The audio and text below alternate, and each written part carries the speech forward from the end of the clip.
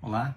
Bem, para que as memórias sejam consolidadas, ou seja, você transforme a memória processual, que é a memória de curta duração, em memória armazenada, que é a memória de longa duração, você depende da integridade de uma estrutura anatômica muito importante para a formação dessas memórias de longo prazo. E essa estrutura se chama hipocampo. O hipocampo fica bem aqui, ó, na região temporal, na parte interna da região temporal, ou região temporal mesial, ou medial, como alguns falam, tá? O hipocampo fica bem aqui dentro, tá? Logo depois do giro hipocampal. E acontece que o hipocampo ele trabalha com um neurotransmissor chamado glutamato. O glutamato é o principal neurotransmissor excitatório do cérebro. Ele promove a despolarização e a excitabilidade das células neuronais. Sem o glutamato, ou sem a neurotransmissão glutamatérgica, você não consegue formar memórias de longo prazo. Então, toda medicação, todo remédio que de alguma forma antagonize ou iniba os efeitos do glutamato vai interferir com a formação de novas memórias de longo prazo.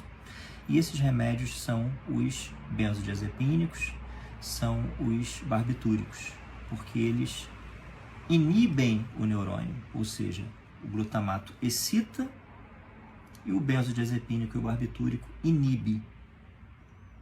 Então, a neuroinibição ela é contra a formação das memórias.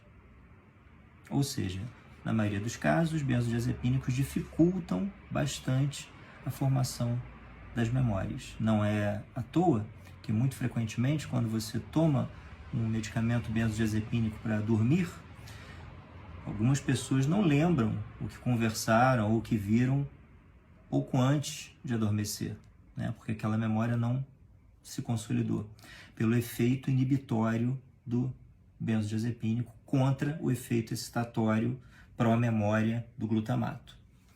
Agora, alguns estudos, poucos ou algumas opiniões de especialistas apontaria para o maior risco de doença de Alzheimer no uso exagerado de alguns benzodiazepínicos, especificamente um benzodiazepínico seria o clonazepam, o Rivotril. Eu queria dizer que não tem estudos ainda sobre essa associação de uso intensivo, de uso a longo prazo, de uso constante do clonazepam ou de outros benzodiazepínicos ou de outros remédios dessa classe e a aquisição da doença de Alzheimer no futuro. Ou seja, não está comprovado cientificamente através de estudos com uma significativa robustez de resultados, tá? Então, continua sendo uma medicação viável, não vejo por que não prescrever em casos selecionados, em casos onde realmente haja indicação, e eu continuarei prescrevendo para os meus pacientes se eu achar necessário, e é isso. Obrigado e até o próximo vídeo.